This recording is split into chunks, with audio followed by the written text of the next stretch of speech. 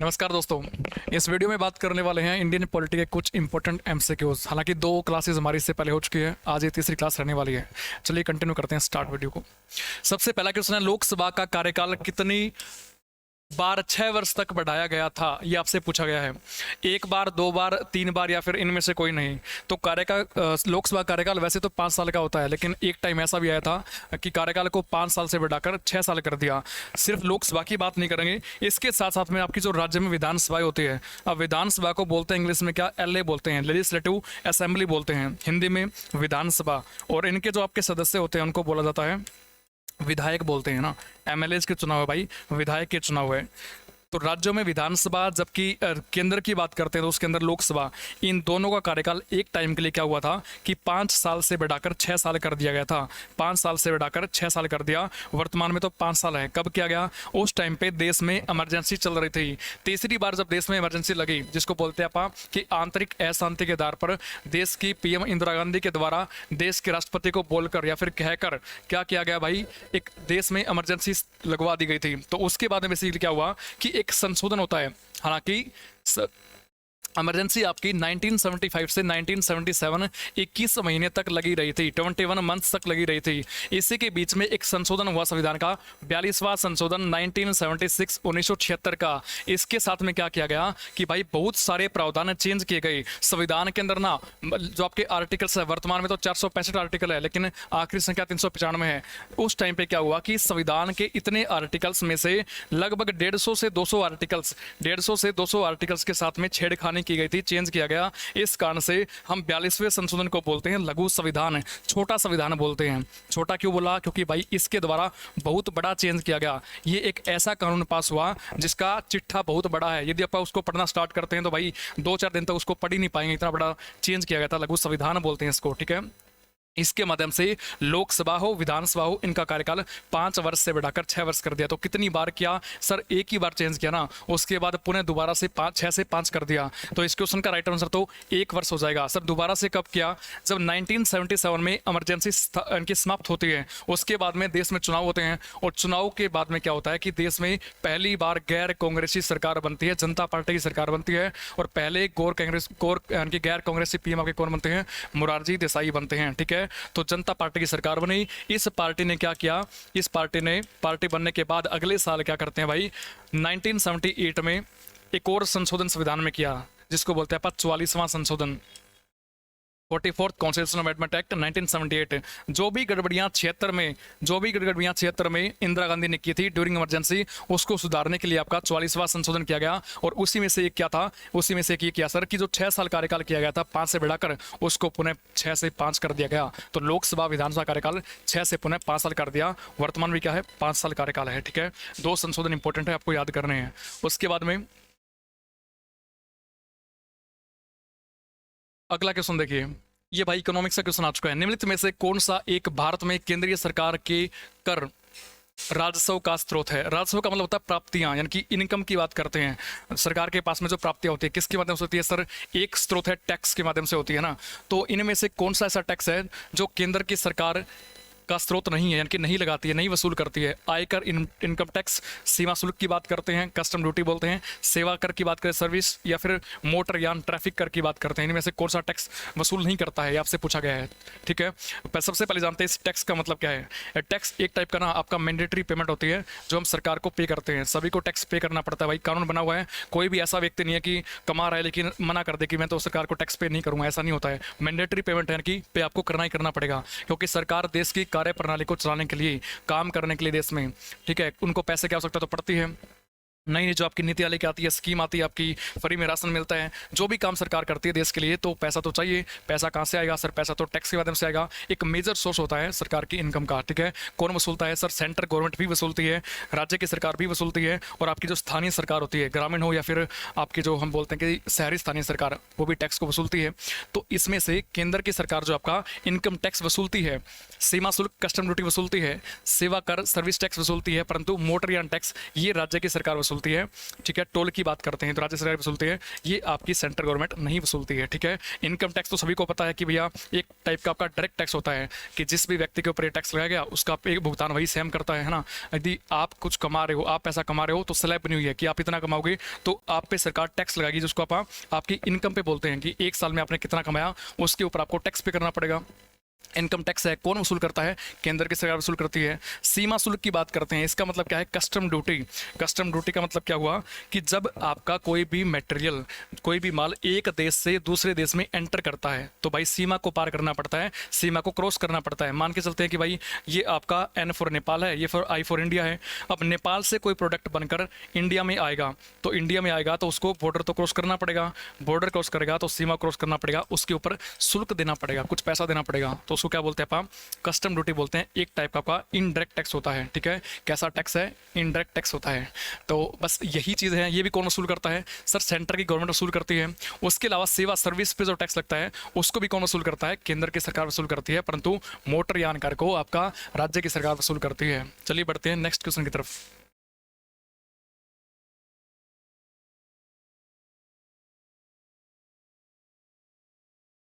अगला क्वेश्चन है, उत्पादन लागत पर राष्ट्रीय उत्पाद किसके बराबर होता है? क्वेश्चन भाई एक थोड़ा सा कट चुका है, इसको ठीक है। उत्पादन लागत पर राष्ट्रीय उत्पाद किसके बराबर होता है? तो ऑप्शन ए है घरेलू उत्पाद प्लस विदेशी से निवल उत्पादन आय, या फिर बाजार की कीमतों पर राष्ट्रीय उत्पाद माइनस अप्रत्यक्ष कर प्लस में उत्पादन, सकल घरेलू उत्पाद माइनस मूल्य ह्रास, या फिर बाजार कीमतों पर राष्ट्रीय उत्पाद प्लस में अप्रत्यक्ष कर प्लस में उपादान। क्या रहेगा इसका राइट आंसर?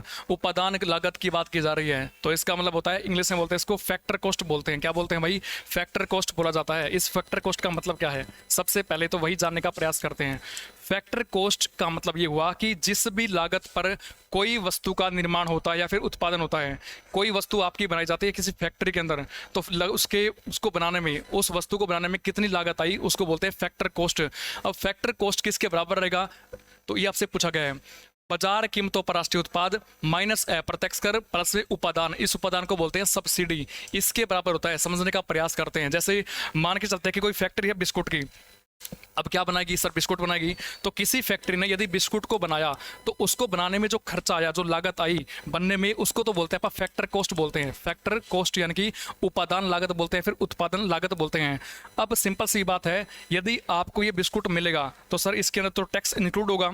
टैक्स जुड़ने के बाद ही हमें क्या मिलेगा? ये मार्केट में उपलब्ध होगा, जिसको आप MRP बोलते हैं ना, मैक्सिमम रिटेल प्राइस होता है, वो टैक्स को ऐड होने के बाद होता है। यानी कि जिस कीमत पर वस्तु फैक्ट्री के अंदर तैयार हुई उसको बोलते हैं आप फैक्टर कॉस्ट, साधन लागत बोलते हैं। उसके अंदर यदि मैंने किसको इंक्लूड कर दिया सर? इसके अंदर हमने यदि टैक्स को इंक्लूड कर दिया, इनडायरेक्ट टैक्स को इंक्लूड कर दिया, तो वो क्या बन जाएगा आपका? वो आपका मार्केट कॉस्ट बन जाएगी। क्या बन जाएगी? Market cost. यानी कि इस कॉस्ट पर उस वस्तु को मार्केट के अंदर बेचा जाएगा टैक्स जुड़ने के बाद। तो आपसे क्या पूछा है? उपादान लागत पूछी, यानी कि फैक्टर कॉस्ट की बात कर रहा है। तो फैक्टर कॉस्ट में बेसिकली क्या होगा कि बाजार की जो लागत है, हम क्या बोलेंगे कि सर मार्केट प्राइस जो आपका, उसमें से यदि मैंने माइनस किसको कर दिया सर? माइनस आप टैक्स को कर दो ना। इस माइनस को यदि आप टैक्स को आपने माइनस कर दिया, इसका मतलब क्या हुआ कि वो वैल्यू आ गई जिस वैल्यू पर वस्तु तैयार हुई थी।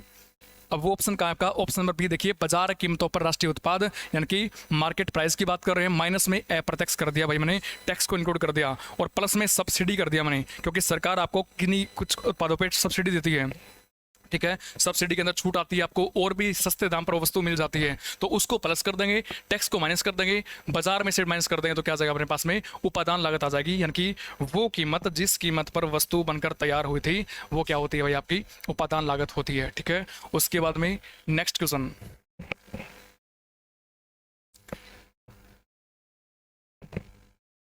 अगला क्वेश्चन बोलता है, एक वर्ष में किसी देश के सामान्य निवासियों, अब सामान्य निवासियों क्या होता है कि सिर्फ देश के लोगों की बात की जा रही है। हम देश एग्जांपल भारत का लेंगे तो सिर्फ भारत के निवासियों की बात की जा रही है, भारत के लोगों की बात की जा रही है, और उनकी संपत्ति द्वारा उत्पादित सभी अन्य वस्तुओं और सेवाओं के मूल्य को, चाहे वे घरेलू चार क्षेत्र के भीतर परिचालित हो या फिर बाहर हो, उससे क्या कहते हैं? ये आपसे पूछा गया है। तो सिंपल सी बात ये है भाई कि एक देश के नागरिकों के द्वारा देश के भीतर या फिर देश के बाहर जितना भी प्रोडक्शन होता है किसका? वस्तुओं और सेवाओं का, उसको क्या बोलते हैं?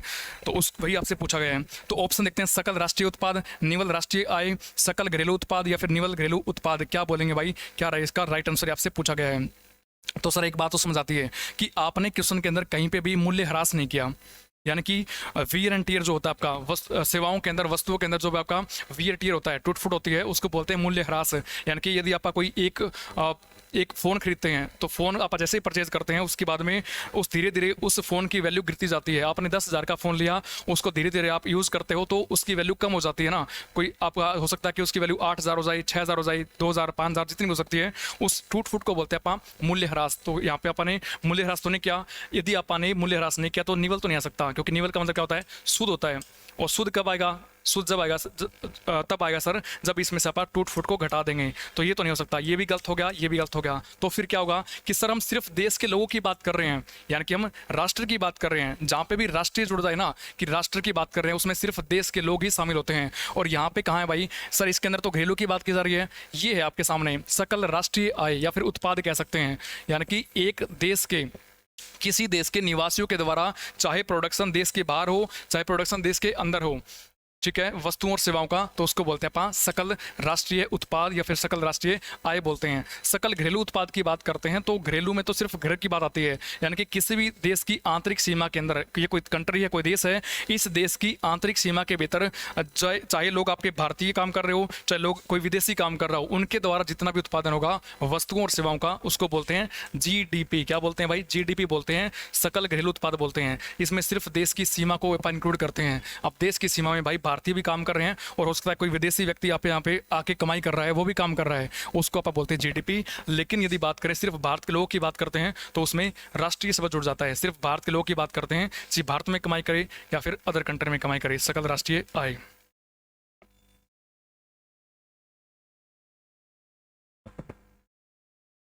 भारत के संविधान के निर्माताओं का मत निम्नलिखित में से किसमें प्रतिबिंबित होता है? ये आपसे पूछा है। उद्देशिका में, मूल अधिकार में, राज्य की नीति निर्देशक तत्वों में या फिर मूल कर्तव्य में? भाई बहुत इंपॉर्टेंट क्वेश्चन है। अब संविधान के निर्माताओं की बात की जा रही है, मतलब कि संविधान को बनाने वाले संविधान सभा के सदस्यों की बात की जा रही है।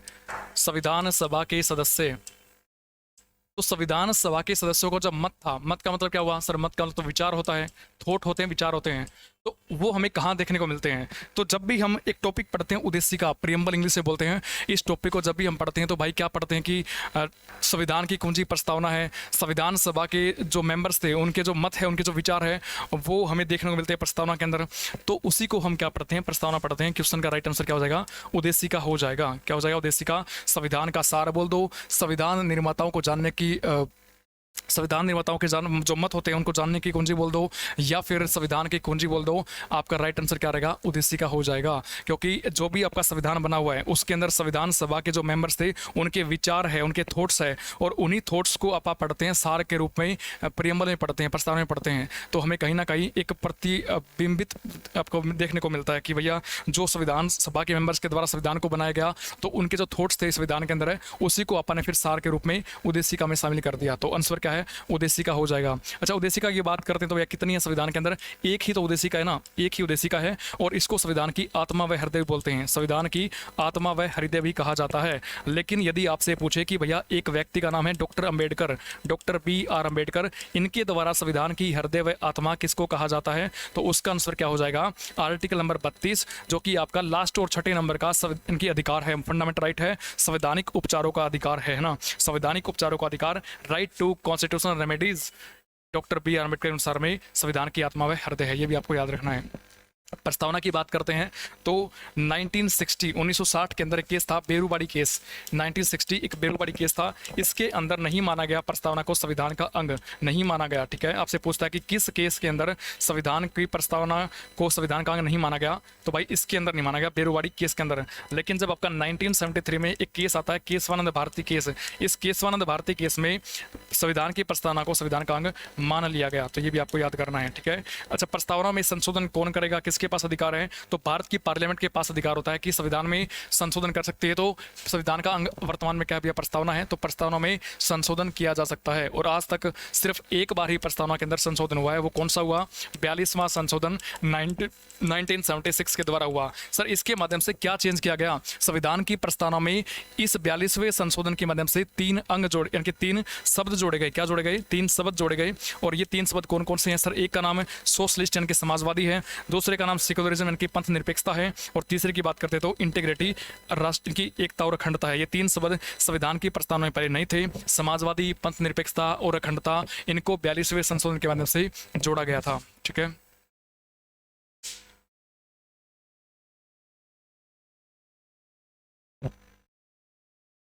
भारत के संविधान के निम्नलिखित उपबंध या फिर उपबंधों में से कौन से 26 नवंबर 1949 से प्रभावी हुए? हम सभी पढ़ते हैं कि भारत का संविधान 26 जनवरी 1950 को लागू हुआ। अरे भाई, लागू हुआ ठीक है, तो क्या उससे पहले कुछ प्रावधान संविधान के लागू नहीं हुए थे? तो इसका आंसर होता है बिल्कुल सर, हुए थे। क्योंकि जिस दिन हमारा संविधान बन के तैयार हुआ, 26 नवंबर 1949 को जिस दिन हमारा संविधान बन के तैयार हुआ, उसी दिन संविधान के 395 में से 16 आर्टिकल्स प्रभावी हो गए थे, लागू हो गए थे पूरे देश के लिए। अब आपसे पूछा कि इनमें से कौन कौन से होते, वो आपसे पूछा है, सही उत्तर चुनना है आपको। आपके सामने है निर्वाचन, नागरिकता, आपात उपबंध या फिर न्यायाधीशों की नियुक्ति। कौन कौन से प्रावधान इस 26 नवंबर को संविधान के लागू हो गए थे? तो सबसे पहले निर्वाचन की बात करते हैं। सर इसका जिक्र तो संविधान के आर्टिकल नंबर 324 के अंदर मिलता है हमें देखने को, 324। नागरिकता सर ये तो 5 से 11 है, 5 से 11। इसकी बात करते हैं आपात उपबंध, ये तो सर 352 से 360 के अंदर देखने को मिलता है। न्यायाधीशों की नियुक्ति की बात करते हैं तो आर्टिकल नंबर 125, संविधान का आर्टिकल नंबर 125 है। अब आपसे पूछा है कि कौन कौन से 16 आर्टिकल जो लागू हुए इस दिन, इनमें से कौन कौन से उसमें शामिल थे? तो संविधान के आर्टिकल नंबर 5, 6, 7, 8, 9 शामिल थे, 324 भी शामिल था, 60 भी शामिल था। उसके अलावा आपके जो अंतरिम सरकार थी उसके मतलब आपके 367, 68, 69, 80, 88 ये सब शामिल थे। ठीक है, तो उसमें आपका निर्वाचन आर्टिकल 324 शामिल था, नागरिकता वाले 5, 6, 7, 8, 9 शामिल थे, लेकिन आपात उपबंध शामिल नहीं थे, न्यायाधीशों की नियुक्ति शामिल थी। तो आपसे क्या पूछा है कि सही उत्तर कौन सा होगा? तो केवल एक और केवल दो, 1 और 2 कहाँ है? ऑप्शन नंबर बी में है। सिर्फ यही जो प्रावधान है वो आपके लागू हुए थे। ठीक है, उसके अलावा अंतरिम सरकार भी लागू हुई थी, राष्ट्रपति की शपथ का प्रावधान भी आपका लागू हुआ था। ठीक है, उसके बाद में आगे बढ़ते हैं।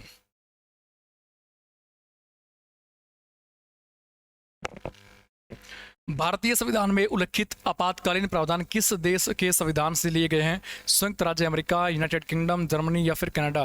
वैसे तो इस किस क्वेश्चन की बात करते हैं तो हालांकि ऑप्शन के हिसाब से तो आपका जर्मनी आप कर दोगे, लेकिन आंसर आपका राइट ये नहीं होता है। क्वेश्चन की सेंस की बात करते हैं तो आपका जो राइट आंसर है वो आपका जर्मनी नहीं होता है। पढ़ने का प्रयास करते हैं। सबसे पहले जानते हैं कि आपातकालीन जो प्रावधान है ये संविधान में हमें कहाँ देखने को मिलते हैं। तो जब हम संविधान का भाग नंबर 18 पढ़ते हैं, भाग नंबर 18 पढ़ते हैं और उसके साथ में आर्टिकल्स, थोड़ी देर पहले बात की, 352 से 360 के बीच में पढ़ते हैं, 352 से 360 के बीच में। इन 352 से 360 के बीच में हमें देखने को मिलता है 3 टाइप के आपातकालीन प्रावधान। कौन कौन से हो जाएंगे? राष्ट्रीय आपातकाल हो जाएगा जिसको अपन नेशनल इमरजेंसी बोलते हैं। उसके अलावा स्टेट इमरजेंसी या फिर प्रेसिडेंट रूल बोलते हैं, इसको अपन राज्य के अंदर जो आपातकाल लगता है। उसके अलावा तीसरे नंबर की बात करते हैं तो फाइनेंशियल इमरजेंसी हो जाएगा। क्या हो जाएगा? फाइनेंशियल इमरजेंसी हो जाएगा, जो कि आपका लास्ट और तीसरे नंबर का आपातकाल होता है। तो 3 टाइप के आपातकाल प्रावधान है। ठीक है, नेशनल इमरजेंसी की बात करते हैं तो संविधान के आर्टिकल नंबर 352 के अकॉर्डिंग, स्टेट इमरजेंसी की बात करते हैं 356 के अकॉर्डिंग, उसके अलावा फाइनेंस इमरजेंसी की बात करते हैं तो 360 के अकॉर्डिंग देश में लगाया जाता है। तीनों की घोषणा कौन करता है? तो तीनों टाइप के आपातकाल की घोषणा देश के राष्ट्रपति के द्वारा की जाती है। कौन करता है? राष्ट्रपति करता है। अच्छा, देश में कितनी बार लगा है राष्ट्रीय आपातकाल यदि आपसे पूछे तो वर्तमान की आज तक राष्ट्रीय आपातकाल आपका 3 बार लग चुका है। कब कब लगा? सर सबसे पहले 1962 के अंदर लगा, फिर 1971 में लगा और लास्ट 1975 में लगा था। 1962 में तो भारत और चाइना का युद्ध होता है। उसके बाद में 1971 में भारत और पाकिस्तान का युद्ध हुआ। 1975 में भारत के अंदर जो आपका आंतरिक अशांति के आधार पर देश में तीसरी और अंतिम बार आपातकाल लगाया गया था। ठीक है, उसके अलावा नेशनल इमरजेंसी के बेस कौन कौन से होते हैं? यानी कि आर्टिकल 352 के अकॉर्डिंग पूरे देश के लिए या फिर देश के किसी हिस्से के लिए देश के राष्ट्रपति के द्वारा राष्ट्रीय आपातकाल की घोषणा तो की जाएगी, परंतु इसका बेस क्या है, कब कब लगेगा? आधार यदि आपसे पूछे तो 3 बेस होते हैं। 3 कौन कौन से होते हैं? कि भाई यदि युद्ध छिड़ जाए, भारत का किसी अन्य देश के साथ में युद्ध छिड़ जाता है तो देश में राष्ट्रीय आपातकाल घोषित कर सकते हैं देश के राष्ट्रपति, या फिर बाहर से कोई देश भारत के ऊपर अटैक कर दे, या फिर तीसरा क्या हो सकता है कि सशस्त्र विद्रोह के बेस पर भी भारत में राष्ट्रीय आपातकाल लगाया जा सकता है। ठीक है, ये 3 बेस रहेंगे। उसके बाद में बात करते हैं तो जो आपका लगता है प्रेसिडेंट रूल या फिर स्टेट इमरजेंसी बोलते हैं, राज्य का आपातकाल, ये कब लगता है? जब राज्य की सरकार संवैधानिक यानी कि राज्य के अंदर जब संवैधानिक तंत्र विफल हो जाए, राज्य की सरकार संविधान के रूल्स को फॉलो ना करे, संविधान के रूल्स के अकॉर्डिंग काम ना करे, उस कंडीशन में क्या होता है भाई, राज्य के अंदर राज्यपाल लगता है, राज्यपाल की सिफारिश पर राष्ट्रपति की घोषणा करते हैं। ये तो बहुत बार लग चुका है। कितनी बार लग चुका है? प्लस 125 से भी ज़्यादा बार लग चुका है। लास्ट है फाइनेंशियल इमरजेंसी, यानी कि देश में आर्थिक संकट आ जाए, सरकार के पास में पैसा ना बचे, सरकार के पास में खर्चा जाने के लिए पैसा बिल्कुल भी ना बचे, तो देन उस कंडीशन में देश के राष्ट्रपति के द्वारा देश में वित्तीय आपातकाल की घोषणा की जा सकती है। जैसे हाल ही में एग्जाम्पल आप देख सकते हो, श्रीलंका के अंदर ऐसा हुआ था कि श्रीलंका की सरकार के पास में पैसा नहीं बचा, तो वहाँ पे महंगाई बहुत ज़्यादा बढ़ गई थी और देश में वित्तीय आपातकाल की घोषणा करनी पड़ी थी। हालांकि भारत में भी ये ऐसी स्थिति कई बार उत्पन्न हुई है, खास करके 1991 से पहले, लेकिन भारत में आज तक एक बार भी फाइनेंशियल इमरजेंसी नहीं लगी है। तो भाई इसका आंसर क्या है? एक बार भी नहीं। कितनी बार? एक बार भी नहीं लगी फाइनेंशियल इमरजेंसी। ये भी आपको पढ़ना है, ठीक है। अब इस जो प्रावधान एक हमने कहाँ से लिया है? प्रावधान वैसे तो बात करते हैं तो गवर्नमेंट ऑफ इंडिया 1935, क्या पढ़ते हैं भाई? Government of India 1935। भारत शासन अधिनियम 1935 से हमने आपातकालीन शक्तियों को अपनाया है, परंतु उसके साथ में जो आपके जब भी देश में आर्टिकल 352 के अकॉर्डिंग राष्ट्रीय आपातकाल लगेगा, तो उस दौरान हमारे जो फंडामेंटल राइट्स होते हैं, मौलिक अधिकार होते हैं, वो भाई सस्पेंड हो जाते हैं। यानी कि ड्यूरिंग इमरजेंसी जो हमारे फंडामेंटल राइट्स सस्पेंड हो जाते हैं, वो जो कंसेप्ट है वो हमने कहाँ से अपनाया है? जर्मनी के संविधान से अपनाया है। खैर ऑप्शन में आपका गवर्नमेंट ऑफ इंडिया एक्ट है ही नहीं, तो आप जर्मनी राइट करके आओगे, ठीक है। ये आपका राइट आंसर हो जाएगा कि आपातकालीन प्रावधान हमने जर्मनी के संविधान से अपना रखे हैं। लेकिन एक्चुअली में आंसर क्या है सर? ड्यूरिंग इमरजेंसी हमारे जो फंडामेंटल राइट्स सस्पेंड हो जाते हैं, तो वो इसका आंसर रहता है कि वो कंसेप्ट हमने जर्मनी के वाइमर संविधान से अपना रखा है, ठीक है। उसके बाद में नेक्स्ट क्वेश्चन,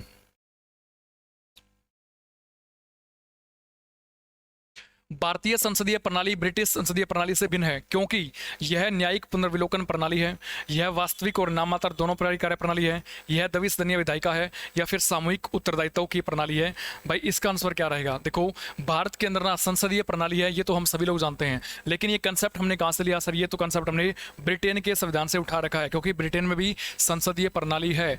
तो फिर दोनों के अंदर वैसे तो समानता है, ब्रिटिश संसदीय प्रणाली और भारतीय संसदीय प्रणाली दोनों के अंदर समानता है, लेकिन कौन सा कंसेप्ट इनमें से ऐसा है, इन चार ऑप्शन में से, जो दोनों के अंदर समान नहीं है, वो आपको जानने का प्रयास करना है। जैसे सबसे पहले लास्ट से शुरू करते हैं, सामूहिक उत्तरदायित्व की प्रणाली। तो हम सभी जानते हैं कि जैसा ब्रिटेन के अंदर जो आपका लोअर हाउस होता है, या फिर भारत के अंदर जो लोअर हाउस होता है, लोकसभा मंत्रिपरिषद के प्रति, या फिर इनकी लोकसभा जो आपकी होती है, मंत्रिपरिषद जो आपकी होती है, वो लोकसभा के प्रति उत्तरदायी होती है। तो वैसे ही ब्रिटेन के अंदर भी क्या है कि ब्रिटेन की मंत्रिपरिषद वहाँ के लोअर हाउस के प्रति उत्तरदायी होती है। तो उत्तरदायित्व का प्रावधान भी आपको देखने को मिलता है।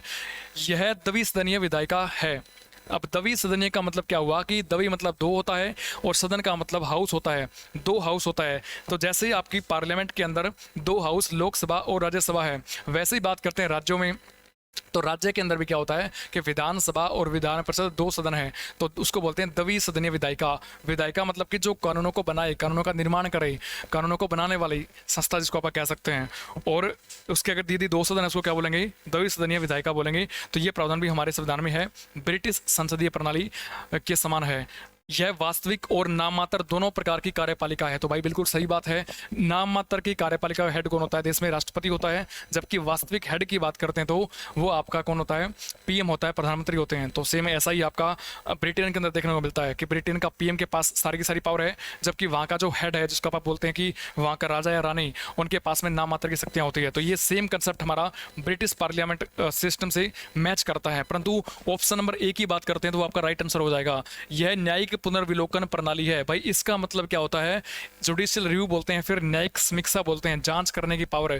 हालांकि जो ये कंसेप्ट है न्यायिक पुनर्विलोकन का, ये हमने यूएसए के संविधान से अपना रखा है, यानी कि यूएसए से अपना रखा है, संयुक्त राज्य अमेरिका से, क्योंकि यूएसए के अंदर न्यायिक पुनर्विलोकन की व्यवस्था है, वहाँ प्रणाली है। तो ये अपने ब्रिटिश संसदीय प्रणाली से नहीं ली है, तो ये आपका अलग हो जाएगा, भिन्न हो जाएगा। इसका मतलब क्या होता है कि भारत का संविधान सर्वोच्च है, सारा का सारा जो काम होता है देश में वो संविधान के रूल्स के अकॉर्डिंग होता है।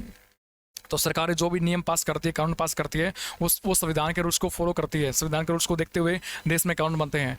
तो यदि कोई भी कानून देश में बनता है, चाहे आपकी राज्य की सरकार बनाए, चाहे आपकी केंद्र की सरकार बनाए, तो उसको जांच करने की पावर को बोलते हैं क्या? न्यायिक समीक्षा। और ये पावर किसके पास होती है सर? ये पावर तो सुप्रीम कोर्ट और हाई कोर्ट को होती है।